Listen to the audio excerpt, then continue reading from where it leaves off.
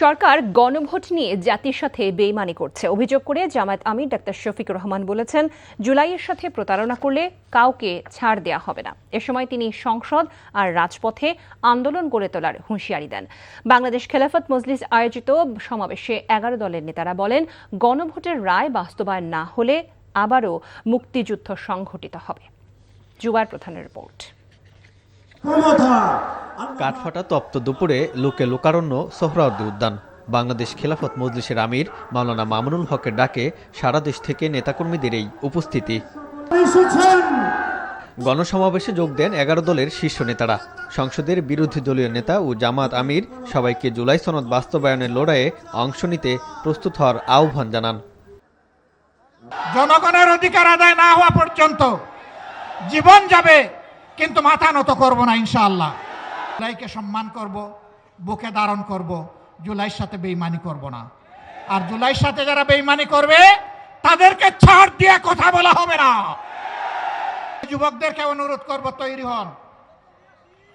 বলবেন আর কতবার জীবন দেব, দেশের জন্য যতবার প্রয়োজন। আমিও তোমাদের কাতারে দাঁড়িয়ে বলছি, আমিও যুবক, জীবন দিতেই থাকবো ইনশাআল্লাহ। সমাবেশের সভাপতির বক্তব্যে মাওলানা মামুনুল হক সরকারের সমালোচনা করেন। ক্ষমতাসীন বিএনপিকে বলতে চাই, আপনারা ঐতিহ্যের 50 বছরের রাজনীতিকে বিশ্বাসঘাতকতা করবেন না। বাংলাদেশি জাতীয়তাবাদ এবং বাংলাদেশের স্বাধীন জাতিসত্তার যে আকাঙ্ক্ষা, সে আকাঙ্ক্ষাকে যদি বৃদ্ধাঙ্গুলি দেখান, আপনাদের অস্তিত্ব বিলীন হয়ে যাবে। সমাবেশে বক্তারা বিশ্ববিদ্যালয়গুলোতে উত্তপ্ত পরিস্থিতির জন্য সরকারের সমালোচনা করেন। রাষ্ট্রের গুরুত্বপূর্ণ প্রতিষ্ঠানগুলোতে সৎ লোকদের ছাঁটাই করা হচ্ছে বলেও অভিযোগ করেন বিরোধী জোটের নেতারা। কোনো সৎ লোককে তারা কোনো পদে রাখবে না।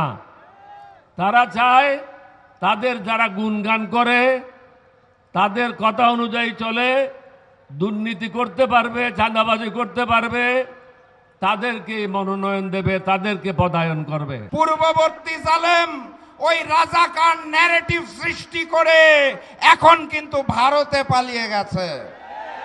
এই গুপ্ত ন্যারেটিভ সৃষ্টি করে রক্ষা পাওয়া যাবে না। কথাবার্তা পরিষ্কার, গণভোটের জনরায়ের আলোকে জুলাই সনদ বাস্তবায়ন করতে হবে। নতুন করে কেউ ফ্যাসিবাদ কায়েম করতে গেলে পালিয়ে যাওয়া ফ্যাসিস্টের মতো পরিণত হবে বলেও সতর্ক করে দেন 11 দলের নেতারা। জুবায়ের প্রধান, এনটিভি নিউজ, ঢাকা।